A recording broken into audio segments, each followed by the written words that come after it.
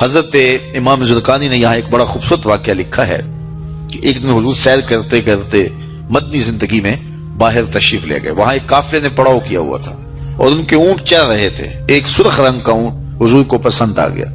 قافلے والوں سے پوچھا اس اونٹ کو بیچتے ہو؟ انہوں نے بیچنا تھا یا نہیں بیچنا تھا. حضور نے پوچھا تو کہا ہاں بیچتے ہیں. میرے شیخ کہتے ہیں میں دل ویچا میں جگر ویچا جے پیارا محمد آ جاوے, نہیں میں اپنا سارا کر ویچا جے پیارا محمد آ جاوے. انہوں نے بیچنا تھا یا نہیں؟ کہا جی ہم بیچتے ہیں. اچھا کتنے کا بیچتے ہو؟ کہا جی اتنے کا. سودا طے ہو گیا. حضور نے فرمایا کہ میں کوئی تاجرانہ غرض سے تو آیا نہیں تھا کہ میں قیمت ساتھ لے کے آتا. میں تو سیر کرتا ادھر آ نکلا اور تمہارا اونٹ مجھے پسند آ گیا اور میں نے اس کا سودا کر لیا. ایسا کرو کہ اونٹ مجھے دے دو اور میں شہر جا کر کے اپنی اس کی اونٹ کی قیمت تمہیں بھیج دیتا ہوں. انہوں نے کہا میں منظور ہے. حضور نے اونٹ پکڑا اور چل دیے. اور جب حضور جا رہے تھے تو وہ حضور کو دیکھتے رہے اور جب آقا کریم نظروں سے اوجھل ہو گئے تو وہ دلوں پہ ہاتھ رکھ کے کھڑے ہو گئے.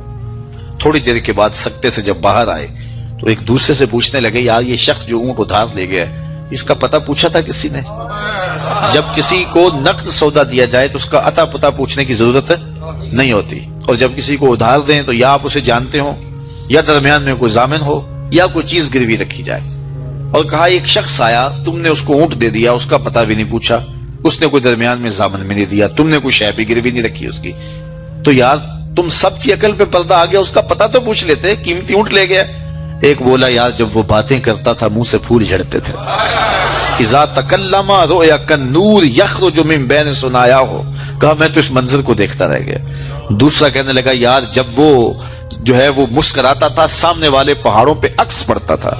اذا ضحک یتلالع فی الجدر. تیسرا بولا یار میں تو اس کی آنکھیں ہی دیکھتا رہ گیا.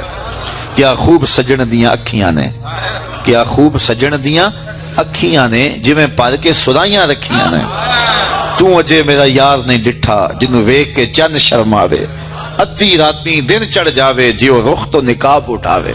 تے جیو نکلے سیر کرن نو سارا گلشن سیس نواوے. اتے دھرتی لف لف جاوے جے ہاتھ پھلاں وچ رکھدا ہاتھ پھلاں تو ود جاوے. نین نشیلے مست رسیلے وچ سونا کجل سہاوے. اکھ اگڑے تے انج پیا جاپے جویں میں خانہ کھل جاوے. توبہ توبہ حسن سجن دا چال نہ چلی جاوے. بجلی ڈردی لشک نہ مارے متا بے ادبی ہو جاوے. تے جے او کھولے پیچ زلف دے اتے راہی راہ پل جاوے. توبہ توبہ حسن سجن دا چال نہ چلی جاوے. علم خدا نے اینا دتا عقلاں وچ نہ آوے. عقل خدا نے اینی دتی علماں وچ نہ آوے. کی اعجاز نظر وچ او دی جو آوے وک جاوے. خلق او دے نے مولئی دنیا کوئی ورلائی جان بچاوے. آزم ایڈا سونا ماہی سانو کدھرے نظر نہ آوے. انہوں نے کہا جو بھی ہوا تم اس کے حسن میں کھو گئے اور وہ قیمتی اونٹ اپنے حسن کا جادو جگا کے تم سے ہتھیا کے لے گیا. امام زرقانی لکھتے ہیں جب انہوں نے یہ کہا نا کہ قیمتی اونٹ ہتھیا کے لے گیا تو اب تک خاموش بیٹھی خیمے کے پردے کی اوٹ میں بیٹھی قافلے کے سردار کی بیوی نے خیمے کا پردہ سرکایا اور ان سے مخاطب ہو کے بولی انا ضامنۃ لسامان جمالکم لا یغدر بکم. خبردار اس کے خلاف کوئی بات کی تو اگر وہ قیمت نہ دینے آیا تو مجھ سے لے لینا, میں اس کی ضامنہ ہوں. انہوں نے کہا اچھا تو اسے جانتی ہے؟ کہا واللہ میں بھی نہیں جانتی. تو کہا پھر ضمانت کیسے دے رہی ہے؟ کہا جب تم سودا کر رہے تھے خیمے کی اوٹ سے میں نے اس کا چہرہ دیکھا تھا اور جس کا چہرہ اتنا سونا ہو وہ جھوٹ بول ہی نہیں سکتا ہے. تھوڑی دیر گزری تو حضور کے غلام آ گئے کہ کون ہیں لوگ جن سے ہمارے آقا نے اونٹ خریدا تھا. انہوں نے کہا جی ہم لوگ ہیں. کہا یہ حضور نے کھجوریں تمہاری ضیافت کے لیے بھیجی ہیں اور یہ تمہاری قیمت ہے. انہوں نے کہا قیمت بعد میں دینا, ہم تو خود بک گئے ہیں, ہمیں پہلے بتاؤ وہ پیارا رہتا کہاں ہے. تو کہا یہ نخلستان مدینہ جو سامنے دکھائی دیتا یہی ڈیرے ہیں اس محبوب کے. تو امام زرقانی لکھتے ہیں سارا قبیلہ, اس قبیلے کا نام تھا وفد تارک, وہ سارے کا سارا وفد تارک اٹھا اور مدینہ المنورہ پہنچا اور حضور کے قدموں میں جا کے بیٹھ گیا. تیری تک کے ادامہ میں مرید ہو گئے. تو چہرہ اتنا خوبصورت تھا. اللہ اکبر دیکھنے والے کہا کرتے ہیں اللہ اللہ, یاد آتا ہے خدا دیکھ کے صورت تیری. تو کسی سے اگر پیار اس لیے کیا جاتا ہے کہ وہ سونا بڑا ہے تو پھر آؤ نا اس سے پیار کیجئے جو اتنا سونا ہے. یہ پیر مہر علی بول کے کہنے لگے مکھ چند بدر شاہ شانی ہے, متھے چمک دی لاٹ نورانی, کالی زلف تے اکھ مستانی ہے, مخمور مد بھریاں. اعلی حضرت बरेली से बोल रहे हैं, जरा लहजा देखिए कितना खूबसूरत है। बुलबुल ने गुल उनको कहा, बुलबुल की मुंतहाए परवाज तो ये किसी को फूल कह दे, वो फूल से आगे तो सोच नहीं सकती, लेकिन उसने भी फूल कह दिया। बुलबुल ने गुल उनको कहा, कुमरी ने सर्वे जां फिजा, हैरत ने झुंझला के कहा ये भी नहीं वो भी नहीं। खुर्शीद था किस जोर पर, क्या भड़ के चमका था कमर, बेपर्दा जब वो रुख हुआ ये भी नहीं वो भी नहीं। वो हुस्न दिया अल्लाह ने अपने महबूब को। तो किसी से अगर इसलिए प्यार किया जाए कि वो सोना बड़ा है, तो मुझे बताओ कि हुजूर जैसा सोना जमाने में कोई हो सकता है? अल्लाह अकबर। सारे हुस्न हुजूर के कदमों से फूटते हैं। और मुझे इतना अच्छा लगता है ये शेर आजम चिश्ती मरहूम का, कि उसने पता नहीं कहां बैठ के ये शेर लिख दिया कि समझा नहीं हुनूज मेरा इश्क बेसबात, समझा नहीं हुनूज मेरा इश्क बेसबात, तू कायनाते हुस्न है या हुस्न कायनात, तू कायनाते हुस्न है या हुस्न कायनात। तो अगर किसी से इसलिए प्यार किया जाता है कि वो खूबसूरत बहुत है, तो फिर बताओ हुजूर के हुस्न, यार हुजूर के चेहरे का जमाल और रंग और शान तो फिर हुजूर का चेहरा है ना। हजरत मैमूना बिनते करदम रज़ी अल्लाह ताला अन्हा फरमाती हैं कि मुझे हुजूर की ज़ियारत का शौक हुआ, तो मैं अपने वालिद गिरामी के साथ हुजूर की ज़ियारत के लिए हज्जतुल विदा के मौके पे मैं हज के लिए गई, और हुजूर सवारी पे बैठे थे और मैं अपने वालिद गिरामी के साथ हुजूर की कुर्बत हासिल करने के लिए और हुजूर की ज़ियारत के लिए पहुंची। हुजूर के चमकते चेहरे पर नजर जम ना सकती थी और मेरे में हिम्मत ना हुई कि मैं हुजूर के चेहरे को देख सकूं। तो हुजूर सवारी पे बैठे थे, तो मैं हुजूर के पांव को देखने लगी। फरमाती हैं कि हुजूर के अंगूठे के साथ वाली जो उंगली थी, उसका कद बाकी उंगलियों की मुनासिबत से लंबा था। फरमाती हैं मा नसी तो फी मा नसी तो तूला अतूला असबाहू, कहती हैं कि आज तक इतना अरसा गुजर गया है, हुजूर की मुबारक अंगूठे के साथ वाली उंगली का हुस्न ही मेरी निगाहों से जाहिल नहीं होता। यार जिसकी उंगली और जिसके पांव का हुस्न इतना है, उसके चेहरे की जमाल की कैफियत क्या होगी।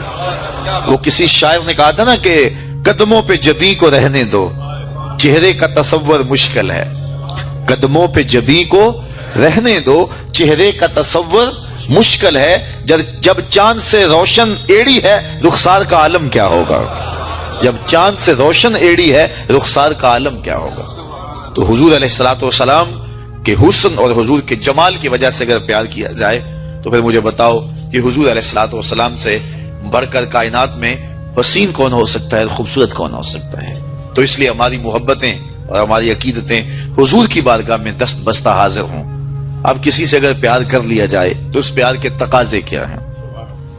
बंदा जिससे प्यार करता है उसका कसरत से जिक्र करता है, और ये महफिल मीलाद उस अकीदत का रूप है, मोहब्बत के उस तकाजे की तकमील है। बंदा जिससे प्यार करता है उसका कसरत के साथ जिक्र करता है, उसका जी चाहता है कि उसका तज़किरा चढ़ा रहे, उसकी बातें होती रहें। रूमी अलैहि रहमा जिन्हें इकबाल ने अपना मुर्शिद माना है, उनका कमाल यह है कि वो तमसील से बात समझाने की आदत रखते हैं। वो इस नुक्ते को बड़ी खूबसूरती से समझाते हैं कि किसी ने मजनू को देखा कि रेत के ऊपर लैला लैला लिख रहा है, तो उसने रुक के पूछा ये क्या कर रहे हो। तो गुफ्त मश्क नाम लैला मी को नम खातर खुदरा तसल्ली मी दहम, उसने कहा अपने महबूब का नाम लिख लिख के दुखी दिल को करार दे रहा हूं। तो रूमी कहते हैं कि अगर मजनू को लैला का नाम तस्कीन देता है तो उम्मती को हुजूर का नाम तस्कीन नहीं देता। और मैं तो कहा करता हूं मैं खाना सहारा देता है ना जाम सहारा देता है, हमको तो मदीने वाले का एक नाम सहारा देता है। ठंड पड़ जाती है सीने में जब किसी के लबों पे इस मुबारक नाम का चरागा होता है। तो जिससे प्यार किया जाता है उसका कसरत से जिक्र किया जाता है। मियां साहब ने भी अपने अंदाज में कहा है ना, जो किसे आशिक होवे ते गल उसे दी करता, 100 मकर बहाने करके मरने हो उससे मरता। जब मोहब्बत किसी से हो तो फिर उसका तज़किरा किसी ना किसी बहाने चढ़ा जाता है। ये नहीं हो सकता कि तबीयत उचाट हो जाए कि ये बात छोड़ो भी ना। मैं मुख्तलिफ जगहों पे जाता हूं तो बाज लोग पर्चियां देते हैं जनाब मीलाद उन नबी के सबूत के हवाले से भी कोई बात कीजिए। तो मैं कहता हूं कि दलाइल की जुबान में हमारे उलमा बात करते हैं और कमाल कर देते हैं, लेकिन मैं कहा करता हूं अपने सादे लहजे में, क्या हुजूर के जिक्र के लिए भी दलील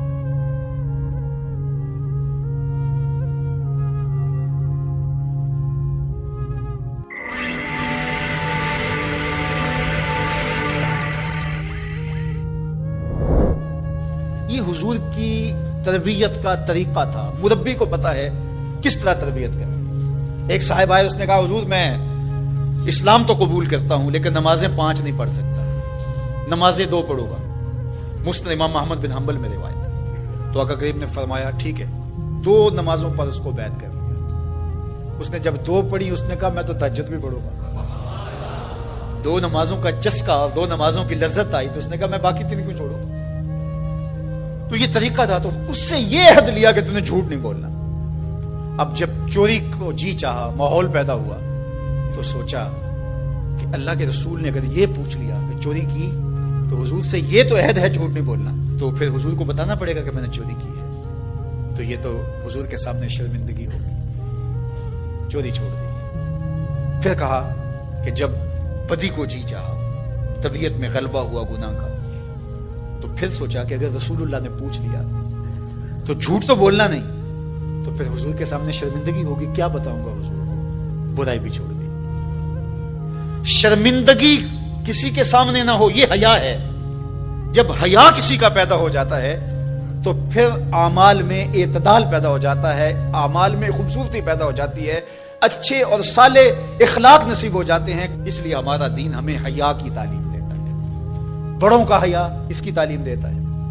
حضرت عبداللہ بن عمر رضی اللہ تعالیٰ عنہ فرماتے ہیں کہ مجمع صحابہ تھا, حضور تشریف فرما تھے. آقا کریم نے فرمایا کوئی ایسا درخت بھی ہے جو مسلمان جیسا ہو؟ تو کہتے ہیں میرے ذہن میں کھجور آئی, میرے ذہن میں کھجور کا درخت آیا کہ وہ خزاں میں بھی نہیں مرجھاتا, پھل بھی دیتا ہے. لیکن میں نے دیکھا کہ حضرت ابو بکر خاموش بیٹھے ہیں, حضرت عمر خاموش بیٹھے ہیں, انہوں نے کوئی جواب نہیں دیا. ان کا حیا کرتے ہوئے میں نے بھی جواب دیا. بعد میں حضور نے فرمایا کہ کھجور کا درخت ہے. کہتے ہیں میرے دل میں بھی یہی تھا اور میں بولنا چاہتا تھا, لیکن ان بڑوں کا حیا کرتے ہوئے, میں چھوٹی عمر کا تھا, میں نہیں بولا. یہ ہمیں بڑوں کا ادب, بڑوں کی تعظیم, بڑوں کی حیا کا سبق دیا گیا ہے, درس دیا گیا ہے. یہ ہمیں سکھایا گیا, یہ ہمیں بتایا گیا, یہ ہماری زندگی کا حصہ ہے. حتیٰ یہ حیا تو چھوٹوں سے بھی کیا جاتا ہے. بہت سارے ایسے کام ہیں چھوٹے بچوں کے سامنے جائز بھی ہوں تو ہم نہیں کرتے, کہ یہ بچوں کے سامنے کہنے کی بات نہیں ہے, یہ بچوں کے سامنے کرنے کا کام نہیں ہے. جائز امور بھی ماں باپ کے سامنے, بڑوں کے سامنے نہیں کیے جاتے. تو یہ آداب میں سے ہے. کسی کے سامنے جو ہے وہ اپنے ناک کو جھاڑنا, یہ حیا کے منافی ہے. کسی کے سامنے زور زور سے کھانسنا, اگر اس طرح کی ضرورت ہو تو آپ باہر اٹھ کے چلے جائیں یا اس آواز کو دبانے کی کوشش میں لگے رہیں. اس طرح خروج ری ہے, بندہ مجبور ہو جائے تو الگ بات ہے, ورنہ حیا کا تقاضا یہ ہے کہ مجلس کے اندر موجودگی میں اس سے گریز کیا جائے, حتیٰ کہ اس کی سمیل پھیلے اور دوسروں کو تکلیف پہنچے. یہ بھی حیا کے منافی. اللہ اکبر. تو یہ بات ذہن میں رکھیے گا کہ حیا ہمارا دین ہے اور ہمیں حیا اختیار کرنے کی تلقین کی گئی ہے. تمام انبیاء کی طرف سے جو ماضی میں گزرے ہیں, ایک ضرب المثل کے طور پہ بات موجود ہے, اور یہ بات میرے اور آپ کے آقا و مولا نے ہمیں پہنچائی, اور وہ یہ کہ اذا لم تستحی فاصنع ما شئت, جب تیرے میں حیا باقی نہ رہے تو جو چاہے کر. چونکہ حیا مانے ہوگا نا یہ بڑا ہے, حیا مانے ہوگا کہ یہ ماں ہے اور یہ بات میں نے نہیں کہنی. حیا روکے گا کہ یہ باپ ہے, اس کے سامنے یہ کام نہیں کرنا. حیا روکے گا کہ یہ میرے رسول صلی اللہ علیہ وسلم کی طرف سے ممانعت ہے اور میں حضور علیہ السلام کا سامنا کل قیامت کے دن کرنا ہے. حیا روکے گا کہ یہ میرے رب کا فرمان ہے اور کیا میرا اللہ مجھے دیکھ نہیں رہا.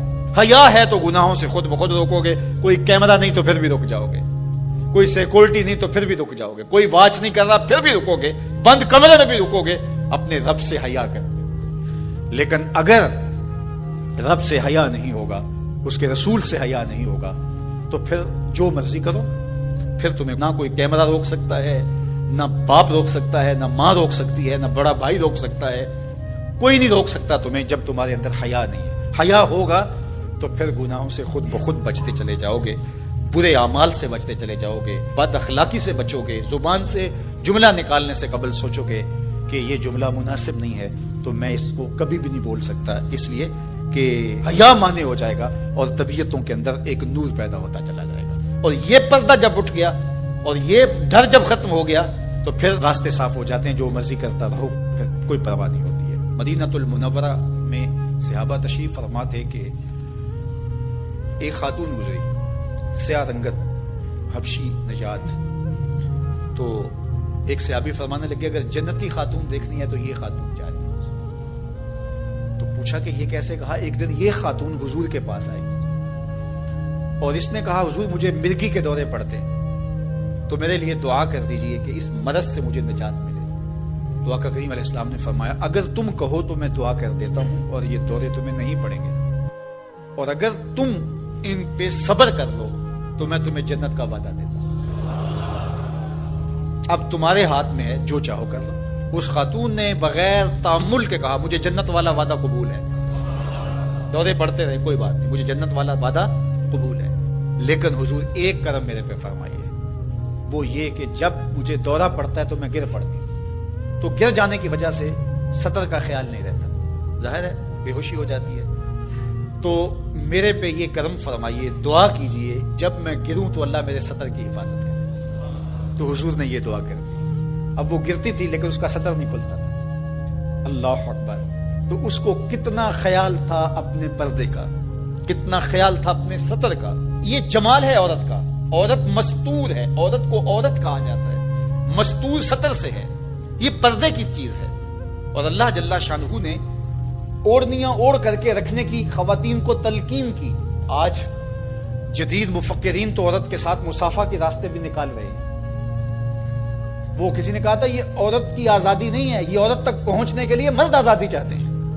عورت سمجھتی ہے مجھے آزادی مل رہی ہے، یہ تجھے آزادی نہیں دی جا رہی، یہ تیری آبرو کو، تیری عزت کو، تیری ناموس کو تار تار کرنے کے لیے یہ مرد آزادی چاہ رہا ہے، یہ آوارہ لوگ آزادی چاہ رہے ہیں. تجھے کھلونا بنانا چاہتے ہیں، تو کھلونا نہیں ہے.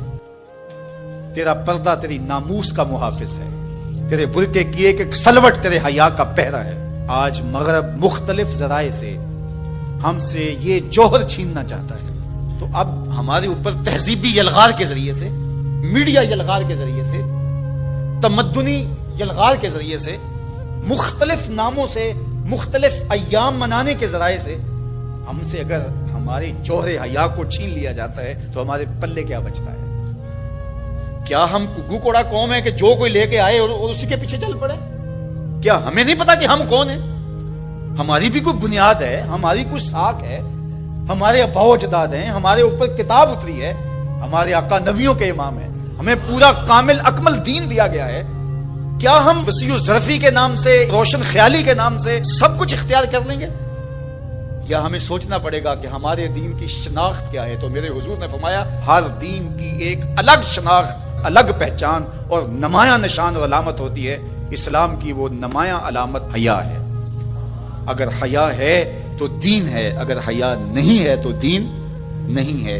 تو اللہ ہمیں حیا کے نور سے مالا مال کرے، ہماری نسل نو کی بالخصوص حفاظت کرے، ہماری بیٹیوں، بہنوں اور مستورات اسلام بناتے دین کی اللہ خاص طور پہ حفاظت فرمائے، آنکھوں میں شرم اور حیا کے نور کو پیدا کرے، اور ہمارے باطن بھی حیا کے نور سے مالا مال ہوں. میں تو حیرت میں ڈوب جاتا ہوں جب خواتین ہاتھوں میں پلے کارڈ اٹھائے، میرا جسم میری مرضی کا نعرہ لیے میدان عمل میں کود پڑتی ہیں.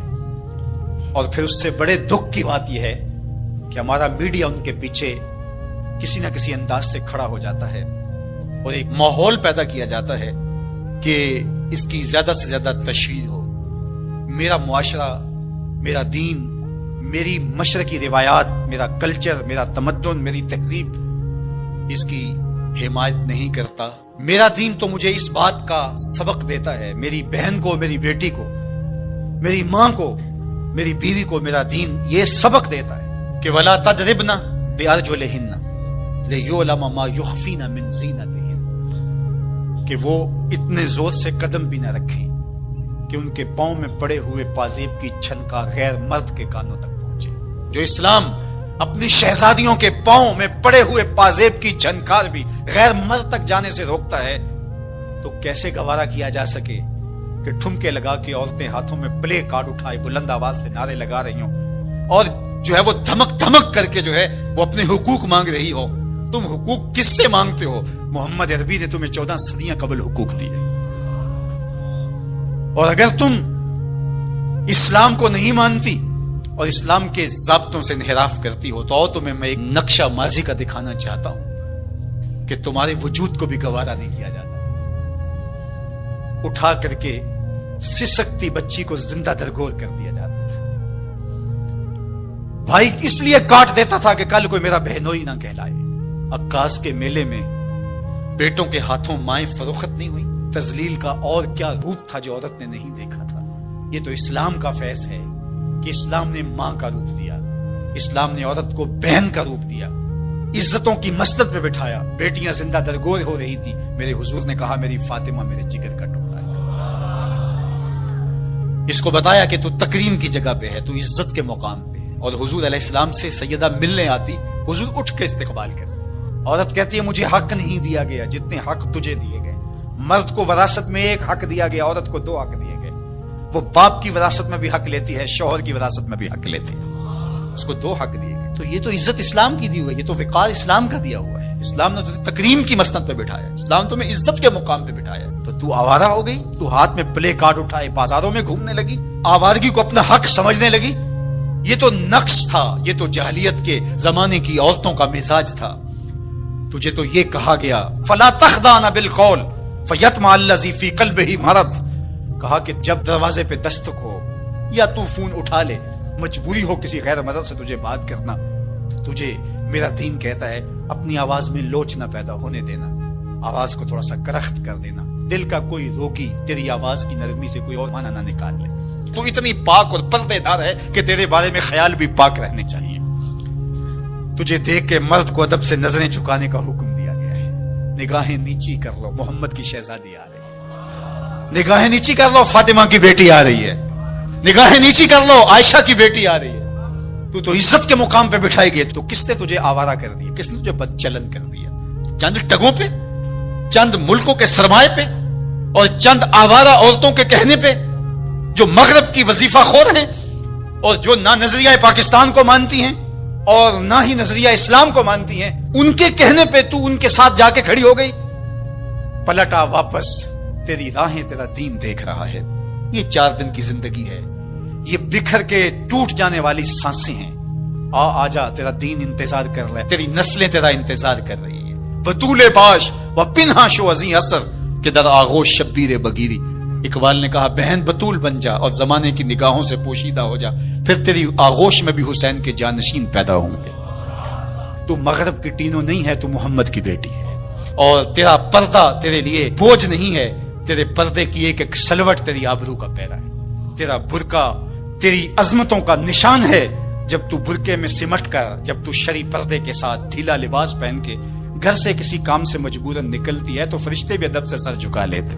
میں آپ سے پوچھتا ہوں, اس دنیا پر, اس عالم رنگ و بو میں, اس مادی کائنات میں سب سے زیادہ آپ کے کندھوں پر کس کے حق ہیں؟ تو آپ سب کہیں گے ماں کے حق. والد اولاد کی تربیت کرنے کے لیے مشقت سہتا ہے, کمائی کرتا ہے, یہ ایک مرحلہ ہے اس کا. ماں 9 ماہ تک اس کو اپنے پیٹ میں رکھتی ہے, ایک مرحلہ یہ. پھر ولادت کا دوسرا مرحلہ, زچہ بچہ دونوں کے لیے موت و حیات کی کشمکش ہے. اور تیسرا مرحلہ اس کی تربیت کا, جس کا باپ شامل ہوتا ہے. تو ماں کے